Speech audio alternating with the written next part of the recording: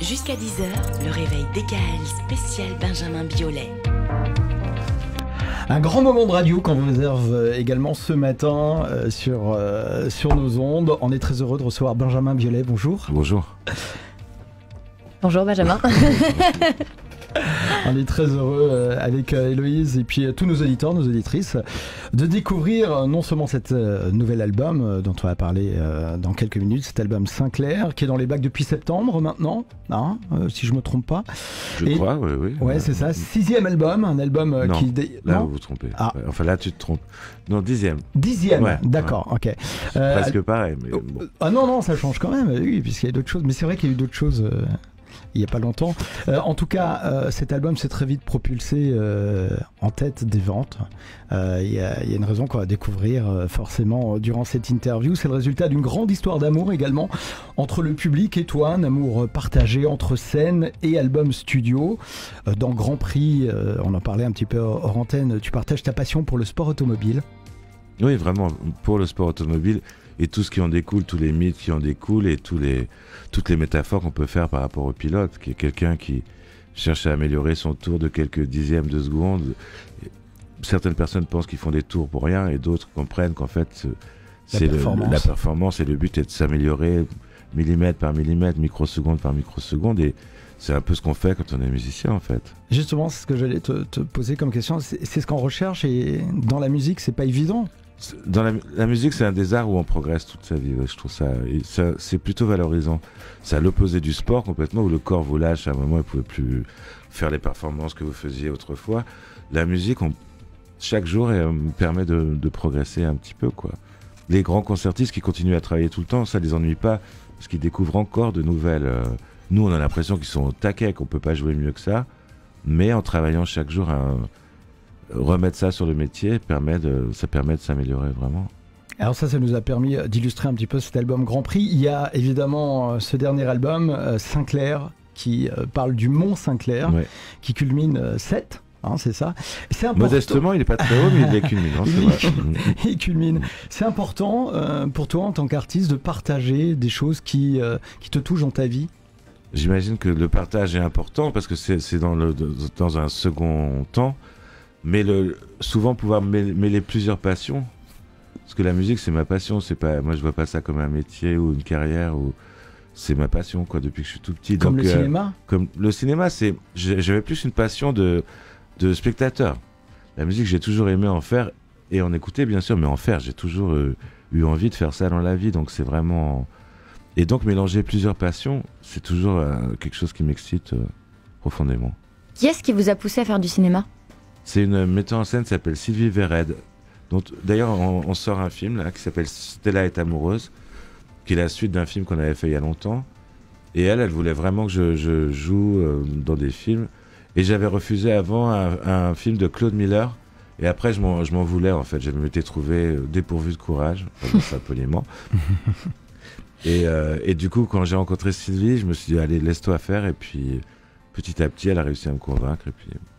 T'as découvert des choses dans le cinéma qui t'ont aidé dans la musique ? Ah oui, je pense. Bah déjà de faire moins attention à soi, quoi.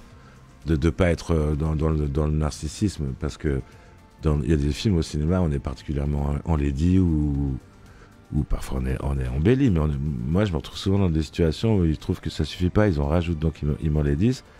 Et là, on n'est plus du tout dans le même rapport à l'image, à l'ego, à plein de choses, quoi. Et ce film dont vous avez commencé à évoquer là tout de suite, c'était quoi ? Donc vous pouvez nous en dire un peu plus ? C'était un film pour la télévision, pour la chaîne Arte, qui s'appelait Sang Froid, où je jouais un petit voyou. Mm-hmm. Et j'étais très content. Mais celui que dont vous avez parlé là. C'est toujours la même réalisatrice, oui. Ça s'appelle Stella est amoureuse, c'est avec Marina Foïs, Flavie Delangle et moi. Okay. Et c'est l'histoire d'une jeune fille à Paris dans les années 80. D'accord, et ça sortira pas tout de suite, hein, j'imagine. Si, carrément. Ah si ? Ah non, le film que je viens de tourner, ça s'appelle La Rosalie, et ça sort dans longtemps, je pense. D'accord, ok. Ouais. Je croyais que c'était le même en fait. Ah non, d'accord. Est-ce qu'il y a un rôle qui t'attirait particulièrement au cinéma ? Ouais, un prêtre ou un évêque, un truc comme ça, ouais, un peu maléfique. Grand Prix. Mais non, pédophile, non, je vois vous mal. Grand Prix est sorti il y a 2 ans, vous êtes déjà de retour avec un nouvel album, un nouvel univers, vous avez besoin d'aller vite ? Non, pas spécialement. Non, j'ai besoin de faire une chanson par mois, je pense. Mais voilà, quand on y pense, c'est à peu près ça. c'est pas non plus un rythme effréné. C'est peut-être les autres qui foutent rien.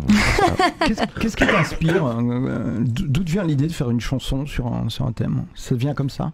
Ouais, c'est très, très traître. Ça peut venir à des moments où on n'a pas du tout envie de faire ça. Et ça peut ne pas venir quand on a l'impression que le fruit est mûr et qu'il va tomber, en fait, non. T'es en train de nous expliquer qu'il y a des fois des chansons que t'as fait, tu dis oh non, je voulais pas la faire, mais ça me pousse, faut que je la fasse. Alors déjà, j'étais dans une situation où j'avais pas envie de m'embêter à prendre ma guitare, mon clavier, mon truc. Et même la chanson en elle-même, je me dis pourquoi tu viens, toi?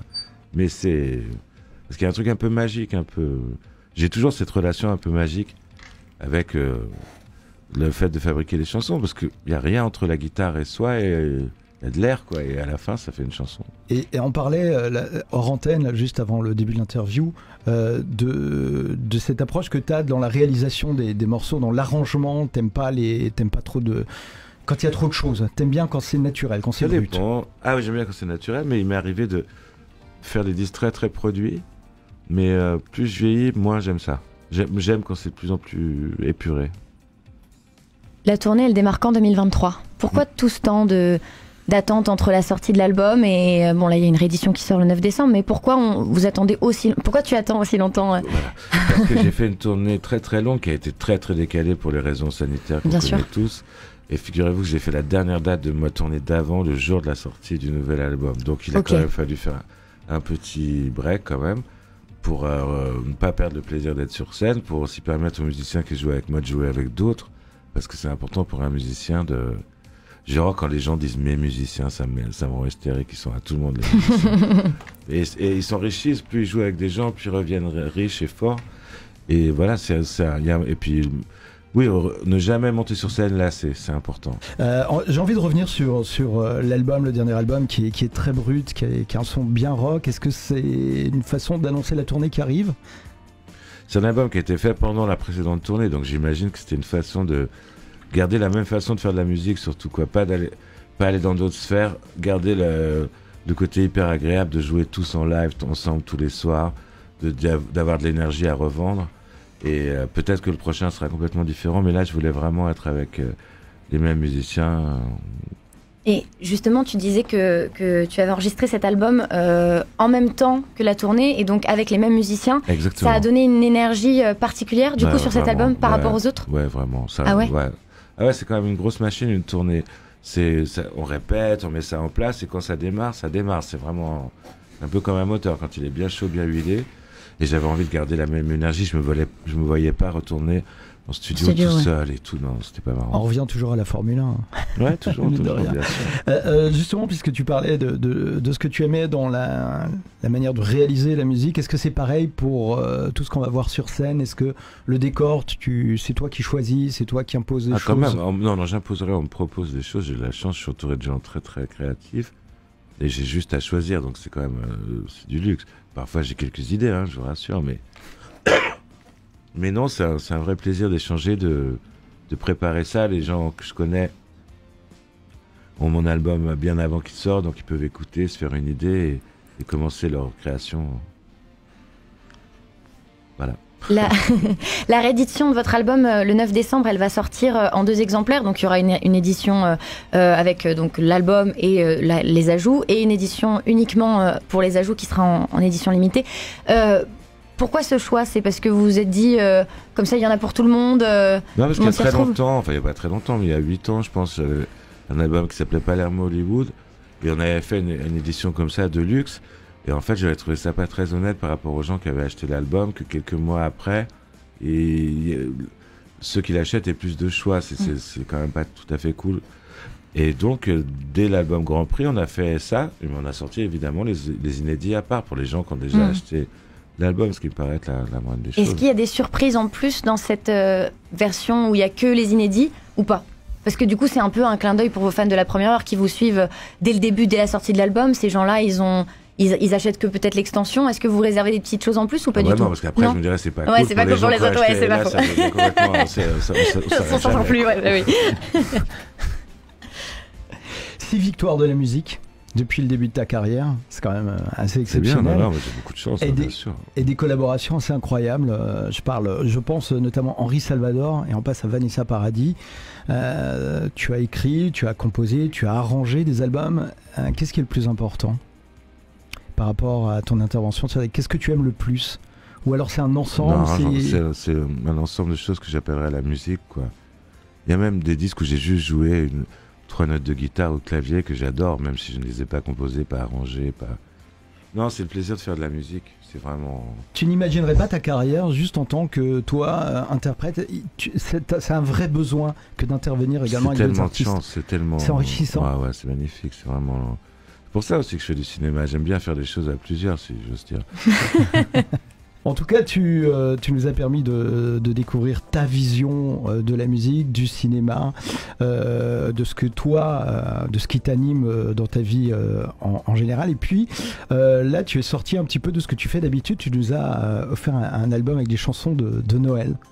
Oui, alors j'ai fait aussi j'ai monté un spectacle, un show de Noël aussi pour la chaîne Canal+. Et donc, moi, je me suis mis complètement en mode Noël depuis le 15 août à peu près, ce qui est particulier. Choisir des chansons de Noël en plein cagnard. Il tient le sapin ? Ouais, il est faux, donc il tient tout à fait bien. Et oui, non, mais parce que moi, j'aime... Disons que Noël, ce serait pas nécessairement ma période préférée de l'année d'un point de vue climatique et des saisons et tout. Et du coup, j'ai une vraie tendresse pour les fêtes de fin d'année qui permettent d'endurer tout ça dans un état un peu plus agréable que s'il faisait juste froid et que... Par exemple, l'hiver en Amérique latine, c'est toujours très triste. Il n'y a pas de fête. C'est l'hiver. Nous, on a la chance d'avoir ces fêtes de fin d'année, cette fameuse trêve des confiseurs et tout. Et j'avais envie de faire un spectacle de Noël, un peu mieux que quand je faisais ça au lycée, mais à la télé. Et du coup, sur les chansons inédites, il y a 4 chansons des sessions de Sinclair et 2 chansons de Noël de base. Ouais. Et Last Christmas, entre autres, pourquoi avoir choisi cette chanson? J'adore cette chanson, j'ai toujours adoré. Elle te rappelle les souvenirs d'enfance? D'adolescence, je sais pas quand c'est sorti. Ouais, on a grandi avec ça. Ouais, c'est ça, je connais ça depuis que je suis adolescent en gros. Donc, c'était pas ma préférée de Wham, mais c'est une des géniales chansons de Noël et c'est super dur de créer un classique de Noël comme ça. En tout cas, merci de ne pas avoir repris Maria Carey. Non, mais de toute façon, j'aurais voulu, j'aurais pas pu. Donc voilà. En réadaptant la tonalité. J'aime pas ça. Ah non, une chanson, ça se respecte. C'est vrai. Il y a également un duo avec. On va reparler un peu de votre show sur Canal+. Oui, on va reparler de ton show sur Canal+. Je suis désolée. Donc, qui a eu cette idée de monter ce spectacle? C'est toi, ce show? C'est moi. J'en avais parlé à François Bénichou de Flap Productions, avec qui j'ai fait souvent des choses. Et il m'a dit, mais moi j'adorerais faire ça parce que tout le monde trouvait ça un peu grotesque. Sauf mon entourage proche, mais les gens... Qui te connaissent. Ouais, ils savent que j'adore vraiment les trucs de Noël. Tu regardes les téléfilms de Noël Ouais. Ah ouais, sûr, Non, mais tu m'as donné envie de passer Noël avec toi parce que je sens que tu as une vraie conviction pour Noël. Ouais, vraiment, j'aime la déco outrancière de Noël, j'aime le son de Noël, j'aime vraiment cette période de l'année pour ça. C'est toi qui fais le sapin de Noël et tout? Ouais, bien sûr. C'est vrai? Ouais, je le fais pas aussi bien. Ma mère, c'était une championne. Je pense qu'elle voulait mettre la raclée à toute la famille. Donc, au niveau des. Donc, il y a un concours dans la famille. Non, elle est injouable. C'est vrai? Ouais, t'as essayé vraiment? Non. T'as donné le meilleur de toi-même? Non, mais elle, c'est la bombe et tout. Sur les... Ah, bah oui, voilà, on peut pas. La maison, vous la connaissez pas. Le jour où elle a fait la déco, non. Et t'as des souvenirs comme ça, puisque tu parles de ta maman, des souvenirs qui t'ont poursuivi de Noël, de quand t'étais petit? Non, pas poursuivi. Non, j'ai toujours aimé. Toujours trouvé ça sympa de se réunir en famille. Oui, non, mais chaque année, c'était un nouveau challenge. Ouais, voilà. Et dans ton album Sinclair, il y a un duo avec Clara Luciani. Comment est né ce duo? J'aime beaucoup cette chanson d'ailleurs. Je la connais depuis presque toujours. Enfin, on se connaît depuis très longtemps. Quand elle est arrivée à Paris et qu'elle a commencé à faire des chansons. Et puis après, elle a fait beaucoup de premières parties de mes concerts, etc. Donc c'est comme quelqu'un de ma famille musicale. Et on avait chanté peut-être 10 fois ensemble sur scène ou dans des émissions, mais jamais sur un disque. Et elle m'a rejoint, je faisais un concert à la Philharmonie de Paris. Et je lui ai dit, si tu veux, la semaine prochaine, on enregistre, ce serait trop cool. Elle m'a dit oui. Et voilà. Et puis voilà. Et Santa Clara est née. Voilà. Ouais, mais on se connaît bien, donc c'est facile dans ces conditions. Faire un duo avec quelqu'un, ça peut être très compliqué si vous le connaissez pas, mais quelqu'un qui est un peu de sa famille, comme ça, c'est un vrai plaisir. Quoi. C'est toi qui as trouvé le titre ? Ouais. Par rapport à Sinclair, par rapport à... Je l'ai vu dès qu'elle a chanté, la chanson s'est appelée Santa Clara, ouais. Elle s'appelait pas comme ça avant, la chanson. Elle s'appelait comment ? Septembre, un jeudi soir, je crois, un truc comme ça. Elle avait encore un nom de travail. D'accord. Alors je crois que tu avais très envie de lui poser une question tout à l'heure, on en parlait hors antenne, Héloïse, sur ce côté Saint Rita. Oui, Sainte Rita, Sinclair, Santa Clara.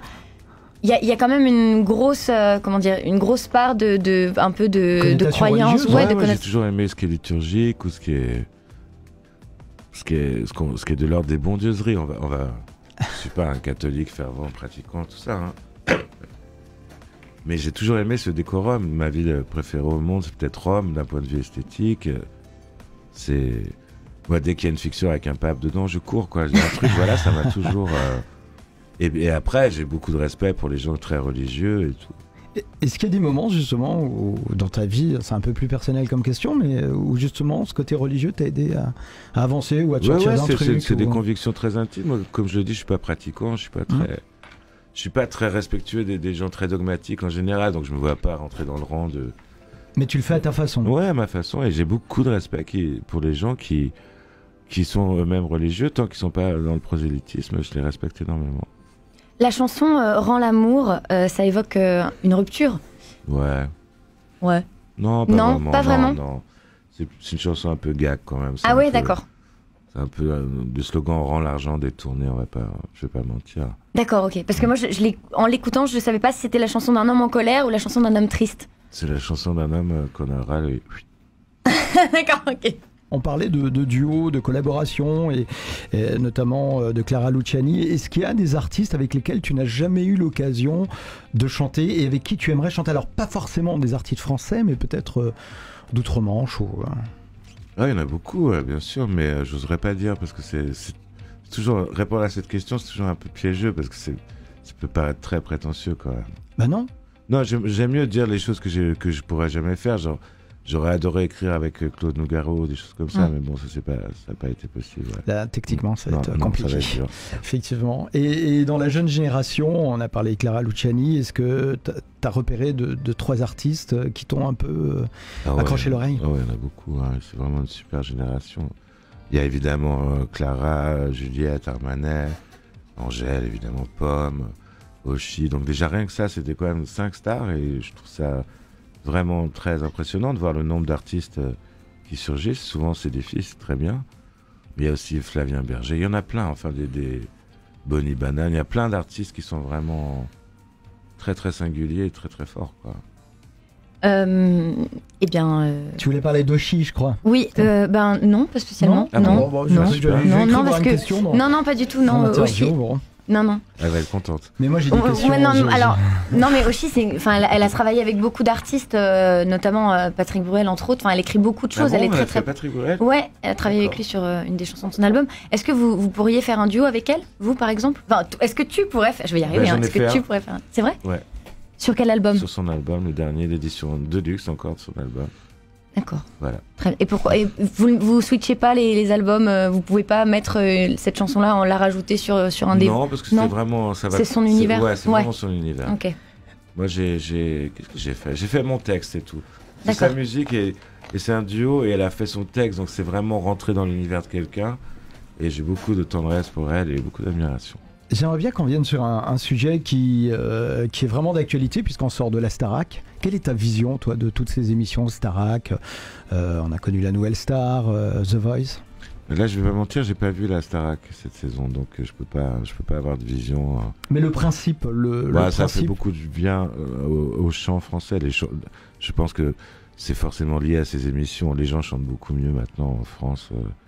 Il y a beaucoup de jeunes qui chantent bien. Qui chantent vachement bien. Moi, j'ai été juré à la Nouvelle Star et c'est très impressionnant de voir le niveau vocal. Je me rappelle très bien, moi, quand j'étais jeune, c'était pas du tout la même affaire. Je crois que ça a démocratisé le chant et c'est plutôt pas mal. Mais parce qu'il y a beaucoup d'artistes qui parlent justement de ces émissions, certains qui ont été jurys, qui disent que c'est difficile de sortir. Julien Clerc le disait d'ailleurs, il disait c'est difficile pour un jeune qui a fait une émission de télécrochet d'en sortir et d'exister derrière. Ah, faut travailler. c'est difficile pour tout le monde de sortir de rien, du rien dans lequel on était. Non, c'est pas très difficile. Il y a quand même des artistes épatants comme Amel Bent, Camélia Jordana, évidemment. Julien Doré, c'est une star, c'est la plus grosse star de France peut-être en termes de vente ou de place de spectacle, c'est Julien. Donc non, si on travaille bien, si on oublie que le côté télé-réalité du truc et qu'on se démarque vraiment et qu'on devient un artiste avec un vrai répertoire. Et de regarder Olivia Ruiz, elle a fait des romans, elle a fait des films, des albums. Élodie Frégé, j'en passe, et Nolwenn Leroy, etc. Il faut, si ça bosse et ça passe. C'est quand même un super tremplin, je pense. Benjamin Biolay est avec nous ce matin. On va marquer une petite pause et puis on revient très très vite. On coupe, sinon on aura une séquence trop longue. On en a combien là, Mika, à peu près? On en est à 4. 4. Encore 2. C'est bon? Mais bien sûr. Ouais, c'est bon. super, merci beaucoup. Je te laisse démarrer. Ouais. Attends, il va envoyer le bête. Tu peux y aller. De 9h à 10h, Benjamin Biolay est avec Fred et Héloïse sur DKL. On parlait des concours de chant, des émissions de télé de chant en France. Est-ce que tu pourrais être coach dans The Voice?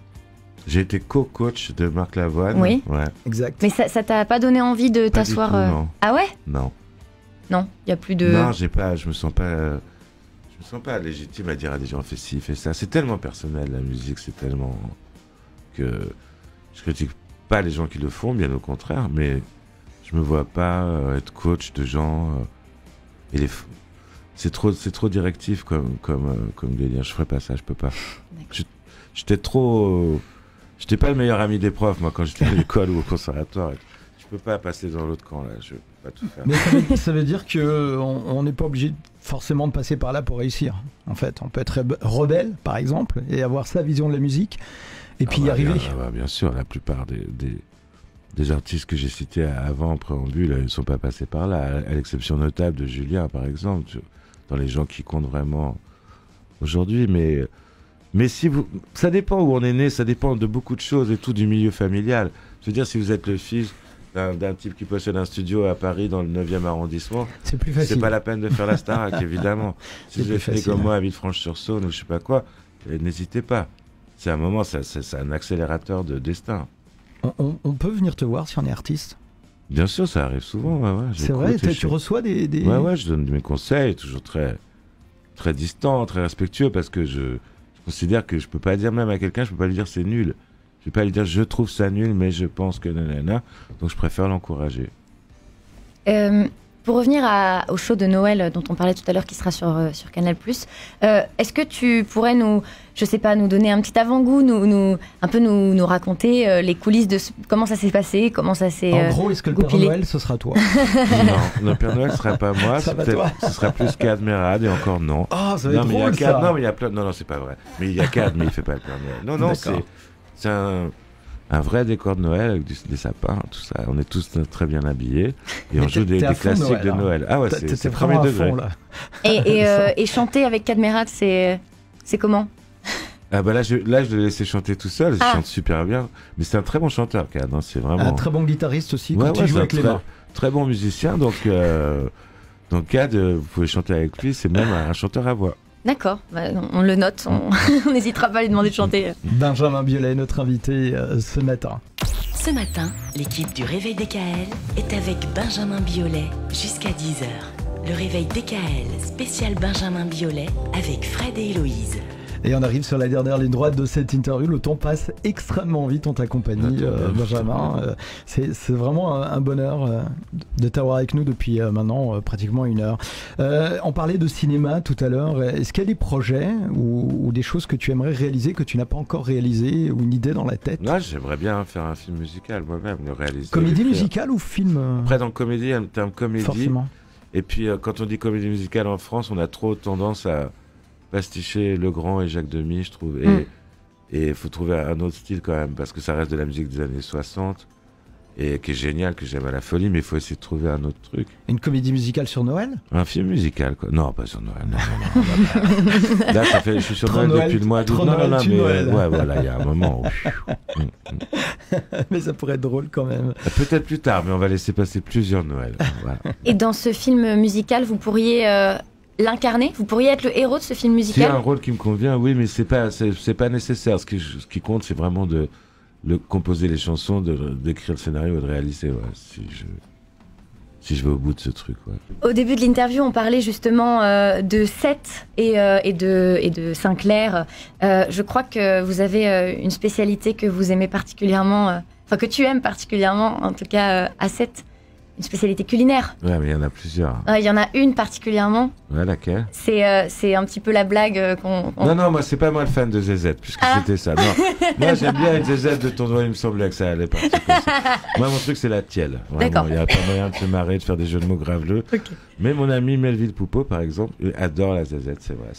C'est un petit bateau vanillé, sucré, très, très bon Ça avec le ressemble café. comme les boudoirs un Ça peu. ressemble Ouais. au boudoir ou au biscuit à la cuillère. Ouais. Bah, tu vas goûter, Loïse. Ben oui, non, mais Ah oui, c'est parce que... important, tout le monde doit passer par C'est vrai. On est bien d'accord. Benjamin Biolay, merci beaucoup Merci à pour cette On va vidéo. finir là-dessus. Bah oui. Voilà, bah, bien Mais sûr. ça finit souvent comme ça, de toute façon. C'est une fin d'interview très en profondeur. En tout cas, Voilà. merci pour cette générosité. Non, mais un plaisir, merci pour l'accueil. Vraiment, on a passé vraiment un moment délicieux. Je suis très heureux de t'avoir croisé. Et ben moi aussi, je suis très Et content. je remercie d'ailleurs quand t'es mis sur notre chemin aujourd'hui parce que c'est vraiment très intéressant. On va suivre évidemment ton actualité de très près. On rappelle cet album de Noël. Oui, bien sûr. Enfin, c'est l'album qui est sorti, qui s'appelle Sinclair, et qui est un peu Sinclair édition de minuit, donc avec des Voilà, titres de c'est Noël. ça. Et les inédits sur un volume à part, un EP, quoi. C'est bien, t'en as fait pour tout le monde. Des belles idées de cadeaux pour Noël. Ça approche, c'est dans quelques jours. Oui, donc oui, merci beaucoup. Merci à vous, merci.